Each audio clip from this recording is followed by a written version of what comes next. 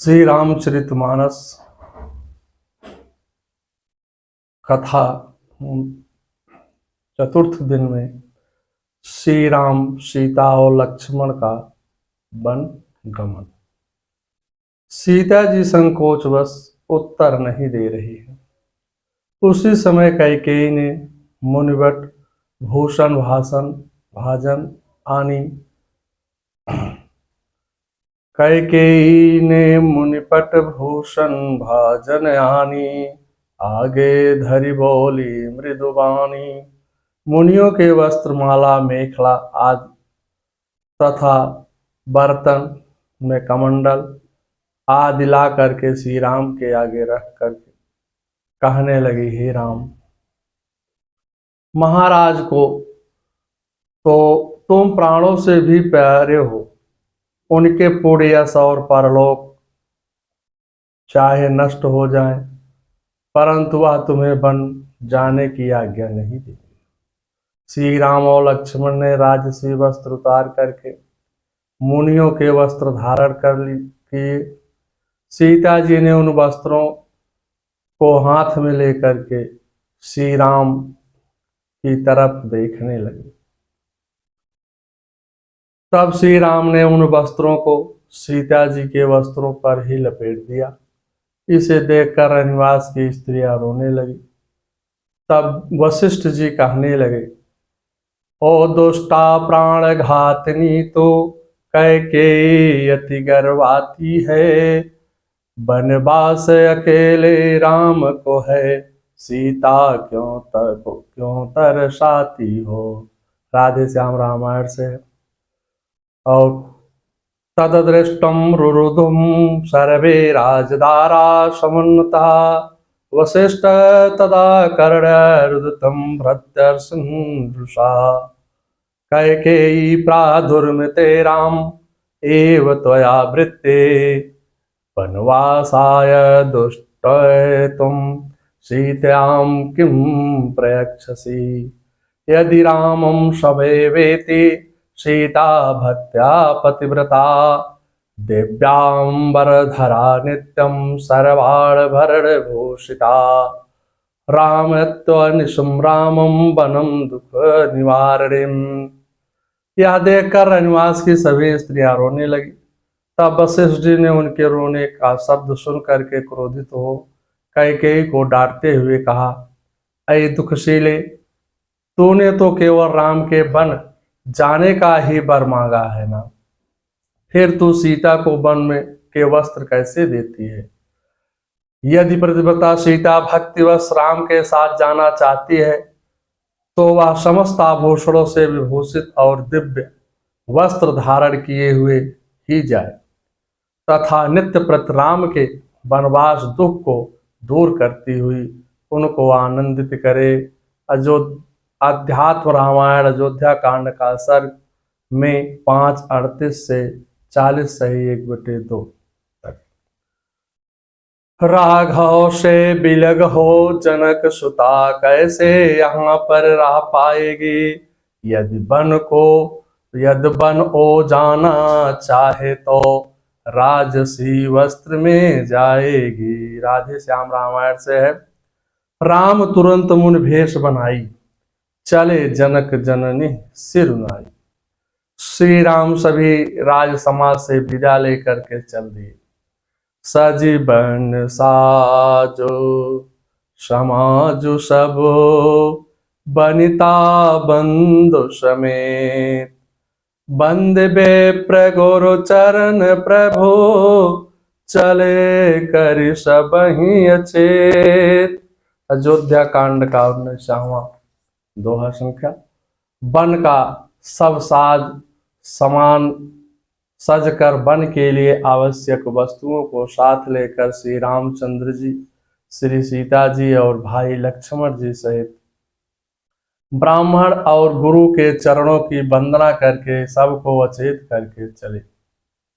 राजद्वार पर वशिष्ठ के आवास पर सभी याचकों को दान मान से संतुष्ट करके अपने मित्रों से प्रेमालाप करके सभी दास दासियों को गुरु जी को सौंप कर सारे नगरवासियों से कहने लगे कि मेरा हितकारी हितैषी वही है जो मेरे पीछे महाराज दशरथ को प्रसन्न रखेंगे। मेरी सभी माताओं को सुखी रखना।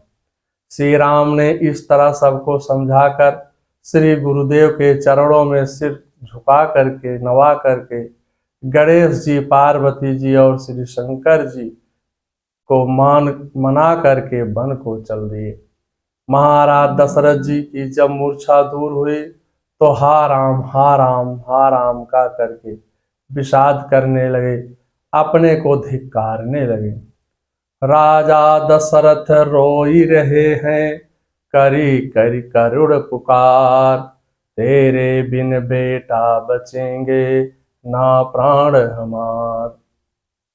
तीनों पन मेरे बीत गए, तब सुत पाए, गुरु की कृपा भई कुंवर चारों पाए।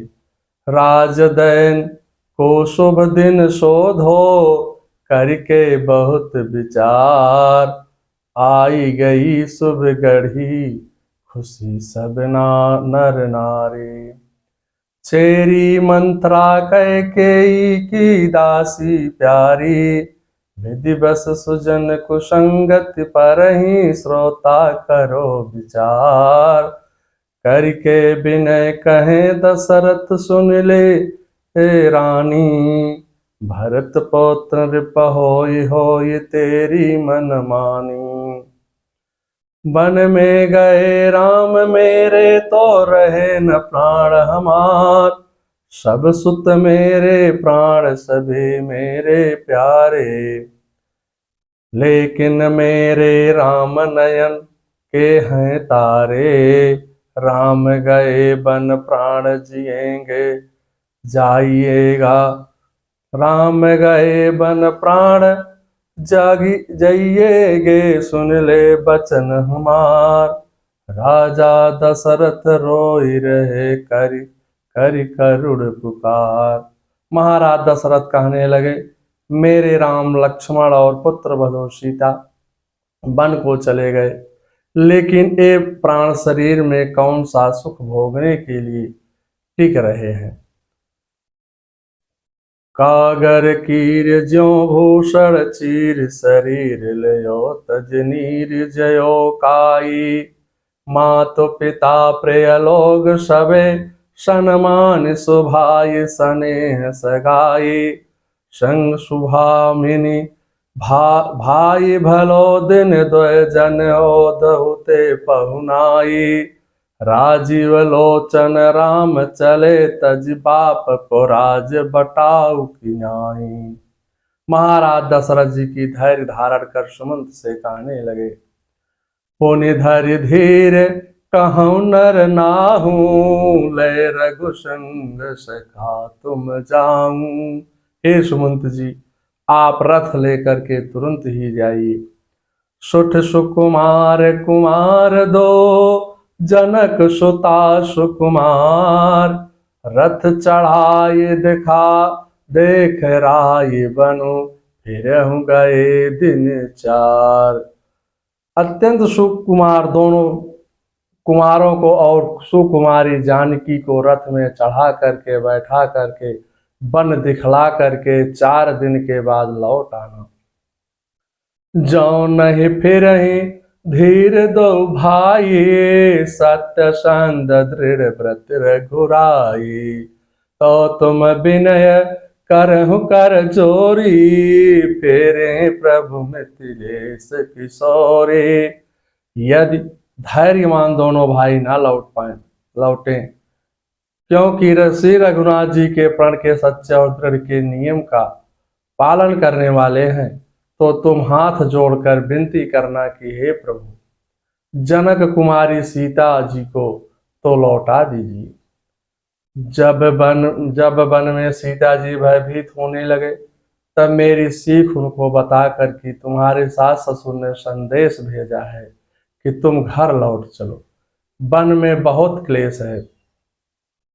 कहना कभी जनकपुर में कभी अयोध्या में, जहां मन लगे इच्छा हो वहीं रहना। यदि सीता जी वापस आ गई तो मेरे जीने का सहारा हो जाएगा। सुमंत जी ने रथ को सजा करके नगर के बाहर ले गए और महाराज की आज्ञा बताकर तीनों रथ पर बिठा करके चल दिए। निर्गच्छन्ति महाबाहो रामे पौरुषजा शुभे पतिर्रेभ्या वाहितं प्राणनाशम महीरज।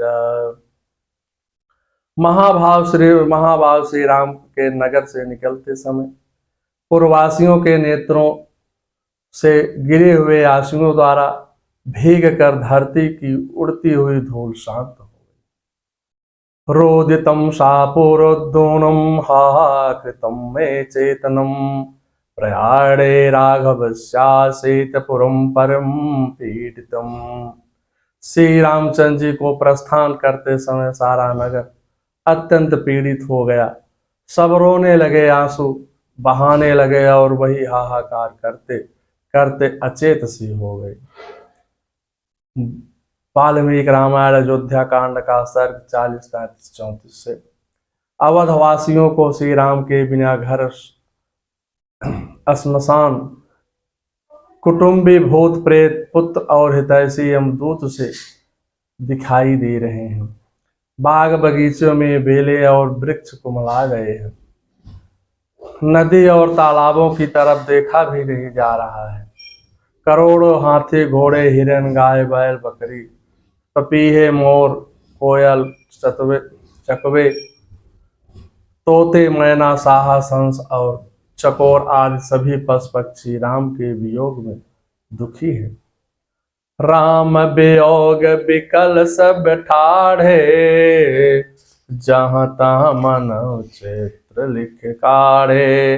नगर सुफल बनु गहबर भारी खग मृग विपुल सकल नर नारी। श्री राम जी के वियोग में सभी व्याकुल हुए। जहां तहां जैसे चुपचाप स्थिर होकर के खड़े हैं, मानो तस्वीरों में लिख कर बनाए हुए हैं। नगर मानो फलों से भरपूर बड़ा भारी सघन वन था। नगर निवासी सब स्त्री पुरुष बहुत से पशु पक्षी थे। अवधपुरी अर्थ धर्म काम मोक्ष चारों ओर फलों को देने वाली नगरी थी और सब स्त्री पुरुष सुख से उन फलों को प्राप्त करते थे। अयोध्या वासियों ने जब देखा श्री राम रथ पर सवार होकर जाने को तैयार हैं, तो सभी आगे पीछे दाएं बाएं रथ को घेरा सब लोगों ने। जाएंगे वापिस जाएंगे या ठान लिया सब लोगों ने।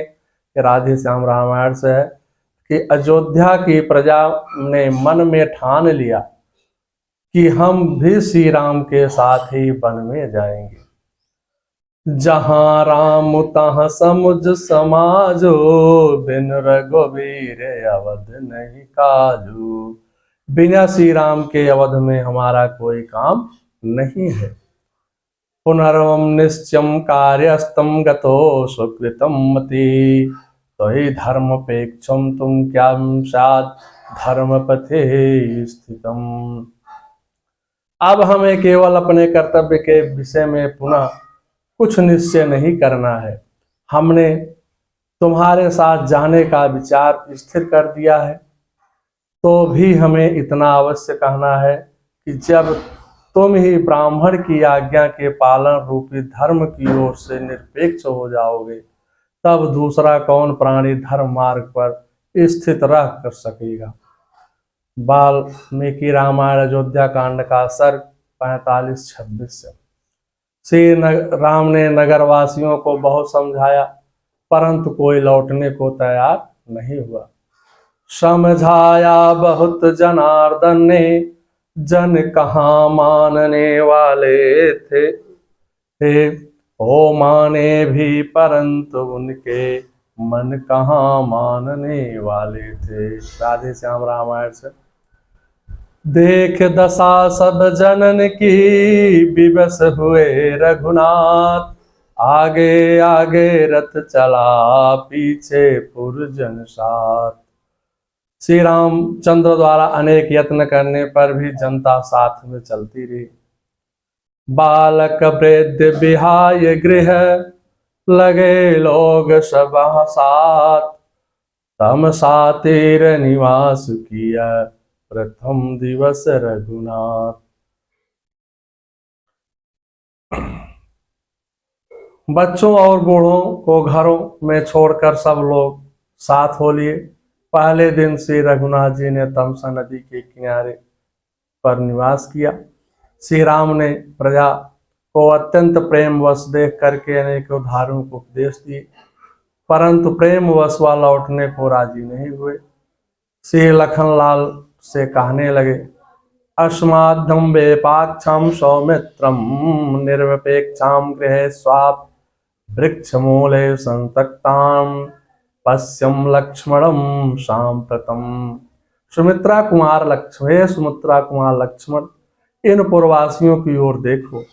ये सब इस समय वृक्षों की जड़ से सट करके सो रहे हैं। इन्हें केवल हमारी चाह है। ये अपने घरों की ओर से भी पूर्ण निरपेक्ष हो गए हैं। अथेतम नियमम पौरम कुर्यान्त समन्व्रत अपि प्राणाम नातो तक्षन्ति निश्चयम। हमें लौटा के चलने के लिए ये जैसा युद्ध कर रहे हैं, इससे जान पड़ता है कि ये अपना प्राण त्याग देंगे, किंतु अपना निश्चय नहीं छोड़ेंगे। वाल्मीकि रामायण अयोध्या कांड का सर्ग 46:19-20 से। अयोध्या वासियों को देखकर सोते हुए कुछ थके हुए थे, कुछ देव माया का प्रभाव था। उसी समय जब दोपहर रात बीत गई, तब श्री राम ने सुमंत से कहा, खोज मार रथ हाँ कहूँ ताता, आन उपाय बन ही नहीं बाता। हे मंत्रीवर, आप रथ को इस प्रकार चलाइए जिससे पहियों के निशानों से दिशा का पता ना चले कि रथ किस दिशा में गया है। राम लखन सिय जान चढ़े, शंभु चरण सिरुनाय। सचिव चलायो तुरत रथो, इत्युत खोज दुराय। शंकर जी के चरणों में सिर नवा करके श्री राम, लक्ष्मण जी और सीता जी रथ पर सवार हुए। मंत्री ने तुरंत रथ को इधर उधर खोज छिपा करके चला दिया। प्रातः काल जब सब लोग जागे तो श्री राम को न देखकर शोर करने लगे। राम राम कहते हुए चारों दिशाओं में दौड़ रहे हैं, परंतु किसी दिशा में रथ के पहिए दिखाई नहीं देते हैं। कहीं कोई चिन्ह नहीं दिखाई देता है। सभी अपनी निंदा करते हुए मछली की तरह सराहना करते हुए, जो पानी के बिना जिंदगी नहीं रह सकती है, हम हैं कि प्यारे श्री राम के वियोग में हमें मृत्यु क्यों नहीं आती। इस प्रकार विधाता को कोसते हुए दुखी मन से अवध में आ गए। अयोध्या में आकर श्री राम जी के दर्शन की लालसा से अपनी अपनी सामर्थ्य के अनुसार नेम और व्रत करने लगे। उस समय अयोध्या को देखकर सभी दुखी हैं। आलोक्यम नगरीताम चास क्षय व्याकुलम मानसा, अवरत्यंत ते श्रोणिम नयन शोक पीड़िते। उस नगरी को देख करके उनका हृदय दुख से व्याकुल हो उठा। वह अपने शोक पीड़ित नेत्रों द्वारा आंसुओं की वर्षा करने लगे। वाल्मीकि रामायण अयोध्या कांड का सर्ग 47:16। आपस में सभी कहते हैं, हो चुका सो हो चुका, अब शोक करना व्यर्थ है। गत काल के लौटालने में कौन सूर समर्थ है। नगरवासी सोचते हैं कि श्री राम की यही इच्छा थी कि हम अयोध्या में ही रहें।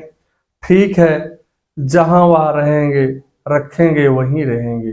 शरणागति जहां ले चलोगे वहीं मैं चलूंगा, जहां ले चलोगे वहीं मैं चलूंगा, जहाँ नाथ रख लोगे वहीं मैं रहूंगा।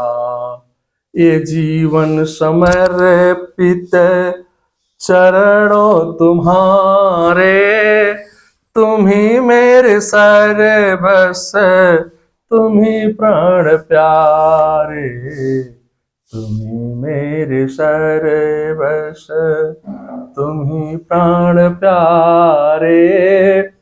तुम्हें छोड़ कर नाथ किससे कहूँगा, न कोई सिकवा न कोई अर्जी, कर लो करा लो भगवन तुम्हारी मर्जी। कहना भी होगा जो भी तुम्ही से कहूँगा, दयानाथ दयनीय मेरी अवस्था, तेरे ही हाथों में सारी व्यवस्था। तुम जो कहोगे भगवन वही मैं करूँगा, जहाँ ले चलोगे वहीं मैं चलूँगा, जहाँ नाथ रख लोगे वहीं मैं रहूँगा। इस प्रकार से अयोध्या के सभी नगरवासी श्री राम जी से प्रार्थना करते हैं। और मंगलम भगवान विष्णु मंगलम गरुड़ाध्वजा मंगलम पुंडरीकाक्षाय मंगलाय तनो हरि। बोलो श्री रामचंद्र की जय।